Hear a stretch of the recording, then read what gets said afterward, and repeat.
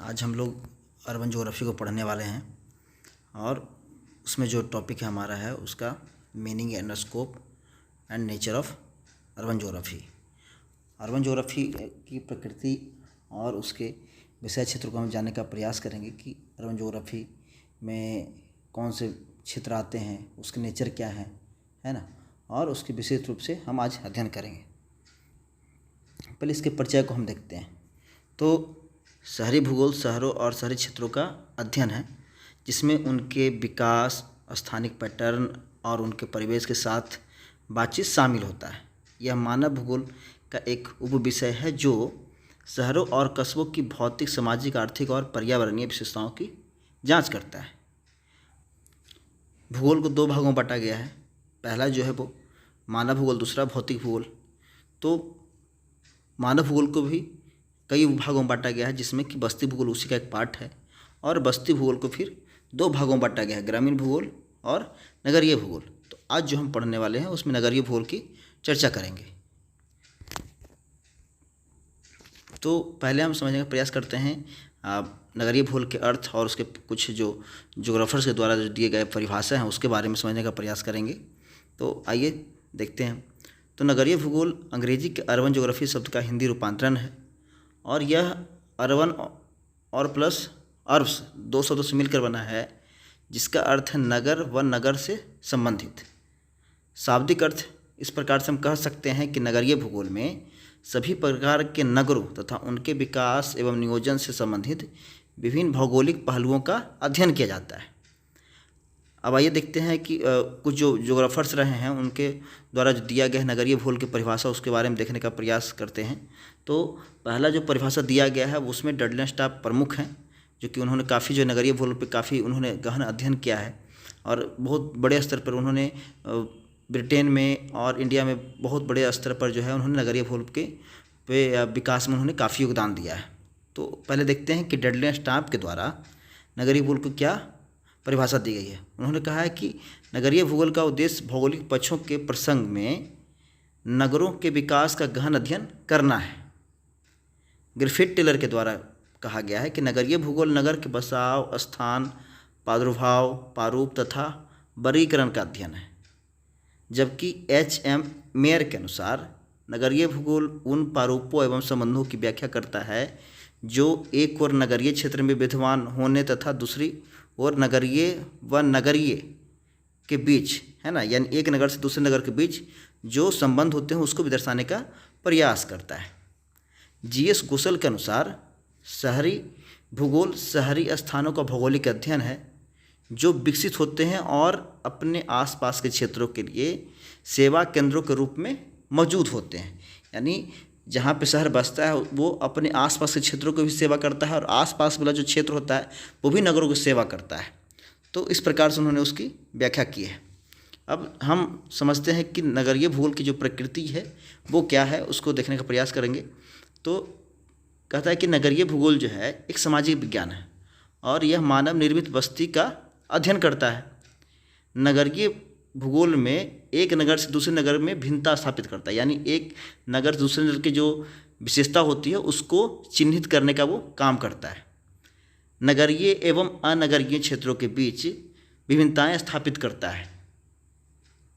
दूसरा है कि नगरीय जो क्षेत्र हैं उसके जो भौतिक स्वरूप का वो अध्ययन करता है, जिसमें इमारतें, दुकानें, गलियां, सड़क, पार्क, वर्कशॉप, कार्यालय, सार्वजनिक संस्थान, इन सब चीज़ों को क्या करता है वो अध्ययन करता है। ये सभी कार्यात्मक संस्थान परिवहन संसाधनों द्वारा नगर के विभिन्न हिस्सों से जुड़े होते हैं, जो कि बाहरी क्षेत्रों से भी ये जोड़ने का काम करता है और पूरे संपूर्ण जो अर्बन का जो आकार है, यानी शहरों का जो आकार है उसमें विभिन्न प्रकार के जो कार्यात्मक जो संस्थान है या जो संस्था होती है उन सब का पूरे रूप से एक दूसरे का संबंध बताते हुए अध्ययन करता है। नगरीय भूगोल नगर का बसाव, स्थान, स्थिति, आकार, विन्यास, कार्य एवं उसमें स्थानिक दूरियों, इमारतों का भी अध्ययन करता है। नगर के उन ऐतिहासिक, सामाजिक तथा राजनीतिक पहलुओं का भी अध्ययन करता है जिन्होंने नगर को बसाने में महत्वपूर्ण योगदान दिया है। नगरीय भूगोल में औद्योगिक क्षेत्रों, व्यापारिक क्षेत्रों, रिहायशी क्षेत्रों के बीच संबंधों का भी अध्ययन करता है।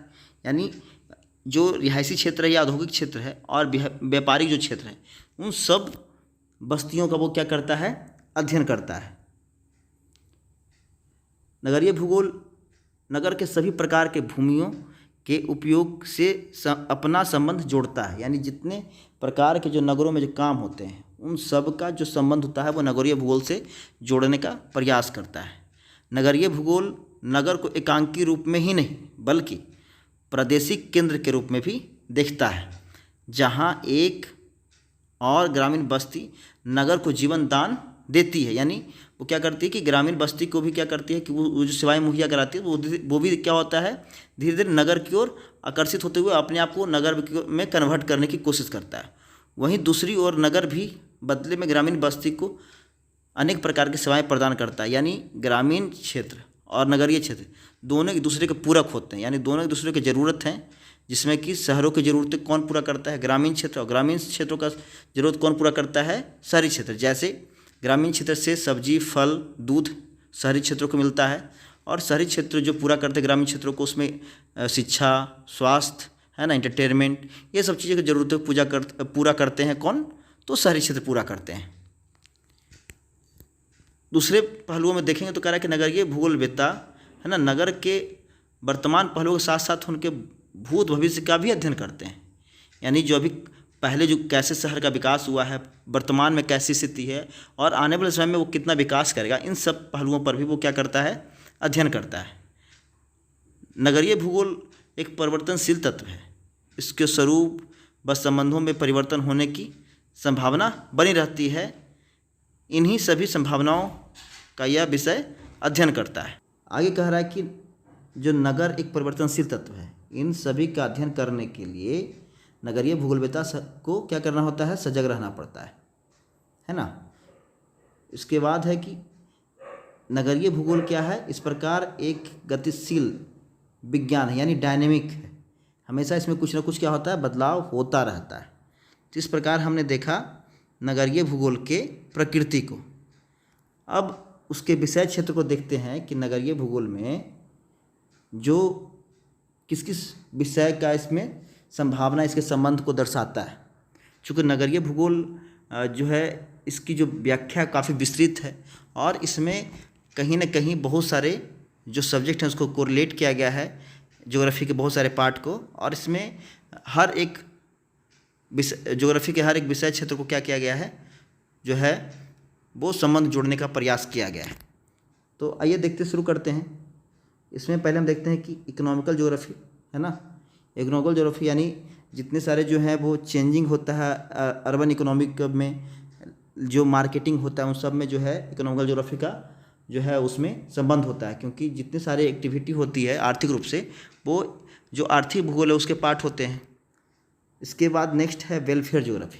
वेलफेयर ज्योग्राफी यानी जो है वो वेलफेयर अप्रोच है, जिसमें कि व्यक्ति के जीवन की बात करता है, क्वालिटी ऑफ लाइफ की बात करता है, सर्विस पोजीशन की बात करता है कि शहरों में क्या क्या सर्विस उपलब्ध है ना। इसके अलावा जो है वो उसके कंजम्पशन, जो बिहेवियर, इस सब के बारे में क्या करता है, अध्ययन करता है वेलफेयर ज्योग्राफी है ना।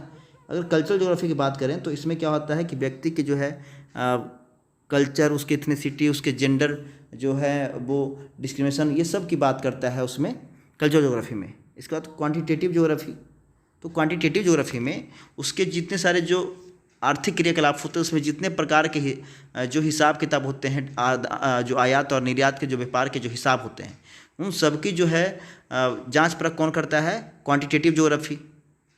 इसके बाद है कि ज्योग्राफी एंड प्लानिंग। जब शहरों को बसाया जाता है तब क्या होता है कि शहरों के लिए प्लान बनाया जाता है, उसके क्या शहरों के नीड्स हैं, वहाँ पे क्या आवश्यकताएं हैं, इन सब को ध्यान देने के लिए सेटलमेंट का डिस्ट्रीब्यूशन कैसे होगा और उसका फंक्शन, उसका कार्य क्या होगा, इसमें हम लोग ज्योग्राफी एंड प्लानिंग में देखते हैं।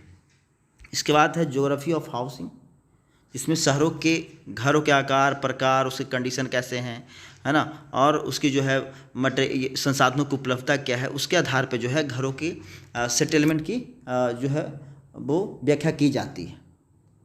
नेक्स्ट है रिसोर्स मैनेजमेंट ज्योग्राफी है ना। तो इसमें sustainable development and the future city पे बात की जाती है, जिसमें कि शहरों के जो विकास होते हैं उसमें सस्टेनेबल डेवलपमेंट प्रोग्राम को ज़्यादा महत्व दिया जाता है।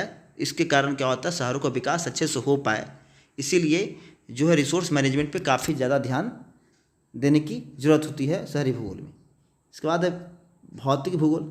भौतिक भूगोल में हम वहाँ के इन्वायरमेंट, वहाँ के सॉइल, वहाँ की कंडीशनों को देखते हैं, वहाँ की जलवायु को देखते हैं, ठीक है। और वो जो शहर है वो कितना आपदा से ग्रसित होगा कि नहीं होगा, या फिर उसमें फ्यूचर में क्या उस पर जो है उसका असर पड़ने वाला है जलवायु का, ये सब के बारे में बात करते हैं भौतिक भूगोल में। रीजनल ज्योग्राफी, प्रादेशिक भूगोल, इसमें प्रत्येक क्षेत्रों के, यानी जो क्षेत्रीय प्रदेश हैं, प्रत्येक क्षेत्रों के अलग अलग कंडीशन होते हैं। उस कंडीशन के आधार पे उस क्षेत्र का जो बस्ती का जो बसाव होता है वो वहाँ के जलवायु है ना, और भूमि के ऊपर क्या होता है उसका इम्पैक्ट होता है। तो रीजनल ज्योग्राफी में सारे क्षेत्रों के अलग अलग जो बस्ती होते हैं, वहाँ पे जो शहरों का जो विकास होता है वहाँ के क्षेत्र के आधार पे होता है कि उत्तर भारत में जो है वो अलग प्रकार का घर बनाया जाता है, दक्षिण भारत में अलग प्रकार का घर बनाया जाता है, या पहाड़ी क्षेत्रों में आप देखेंगे कि अलग प्रकार का घर बनाया जाता है, या फिर रेगिस्तानी क्षेत्रों में वहाँ पे अलग प्रकार का घर बनाया जाता है, क्योंकि वहाँ पे जो है वहाँ क्लाइमेट, वहाँ के जो है लैंड फॉर्म उसको प्रभावित करती है। तो प्रत्येक क्षेत्रों में अलग अलग शहर जो होते हैं वो बसे होते हैं, तो उसमें उसकी व्याख्या की जाती है। नेक्स्ट है सोशल ज्योग्राफी। व्यक्ति के सांस्कृतिक जो एक्टिविटी है शहरों में, उसको दिखाने का इसमें प्रयास किया जाता है ना।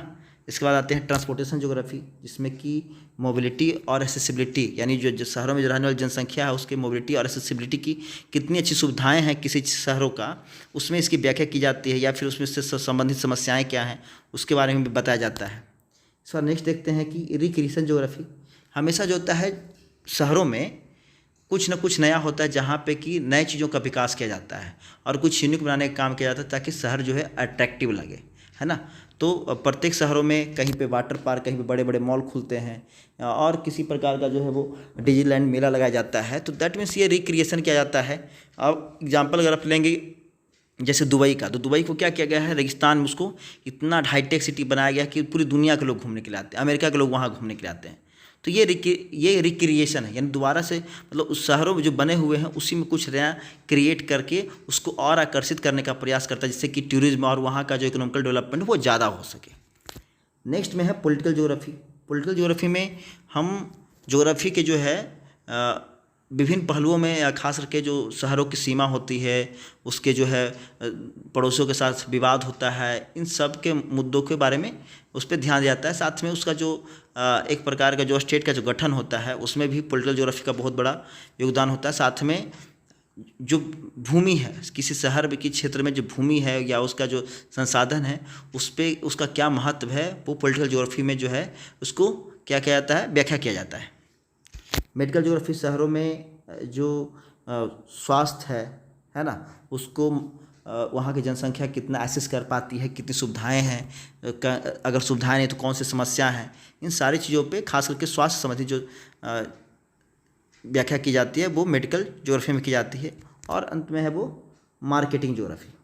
तो मार्केटिंग ज्योग्राफी में शहरों में बड़े बड़े मार्केट होते हैं, उन मार्कों में बहुत सारे रिटेलर होते हैं और बहुत सारे जो प्रमोशन करने वाले जो कंपनी वाले होते हैं वो प्रमोशन करते हैं, और साथ में उनकी मार्केटिंग बड़े पैमाने पर एक शहर से दूसरे शहर में की जाती है, जिससे कि उनका जो आर्थिक विकास है, उन कंपनियों का जो ग्रोथ रेट हो ज़्यादा हो सके, ज़्यादा से ज़्यादा मुनाफा कमा सके। इसके लिए हम लोग क्या करते हैं, जो मार्केटिंग ज्योग्राफी में हम लोग शहरी भूगोल को क्या करते हैं, ऐड करते हैं। तो इस प्रकार से हमने शहरी भूगोल के परिभाषा को देखा, हमने शहरी भूगोल को प्रकृति को देखा, समझा, और अंत में उसके विषय क्षेत्र को भी हमने समझा। अगर इसमें कोई आप लोग को इशू हो, दिक्कत हो, है ना, जो कुछ अगर समझ में आए तो प्लीज़ हमें कमेंट करें, उसमें हम लोग सॉल्यूशन बताने का प्रयास करेंगे।